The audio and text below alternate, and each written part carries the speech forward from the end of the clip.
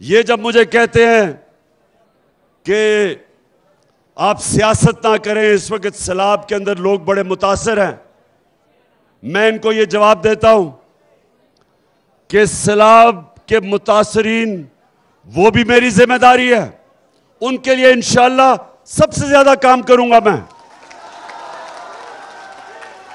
और उसके साथ साथ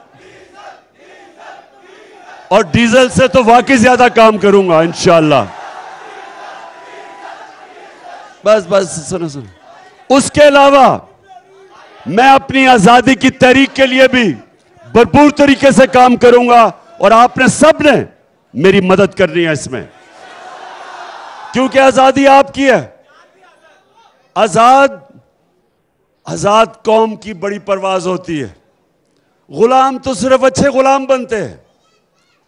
सिर्फ एक आजाद कौम इकबाल की शाहीन बनते हैं जो परवाज ऊपर करते हैं। तो हमने आजाद पहले तो होना है कि पाकिस्तान के फैसले पाकिस्तान में हो। कोई बैरून मुल्क बाहर बैठ के हमारे मुल्क के ऊपर चोरों को मुसल्लत ना करे। हम अपने फैसले करें,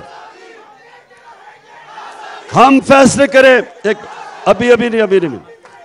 हम फैसला करेंगे कि अगर हमें रूस से सस्ता तेल मिलता है और लोगों के ऊपर महंगाई का बोझ कम करते हैं तो हम रूस से तेल लेंगे। अगर हम ये समझते हैं कि पाकिस्तान को किसी की जंग में मुलव्वस नहीं होना चाहिए, हमें वो कोई इजाजत नहीं देनी चाहिए कि हमारे मुल्क के ऊपर से ड्रोन जाके किसी और मुल्क के ऊपर हमला करें, क्योंकि हम अमन में लोगों के साथ हैं, जंग में किसी के साथ नहीं है। क्योंकि अमेरिका की जंग में 80,000 हमारे लोग मारे गए, कुर्बान किए गए अमेरिका के लिए। हम बिल्कुल किसी की जंग में शामिल नहीं हैं।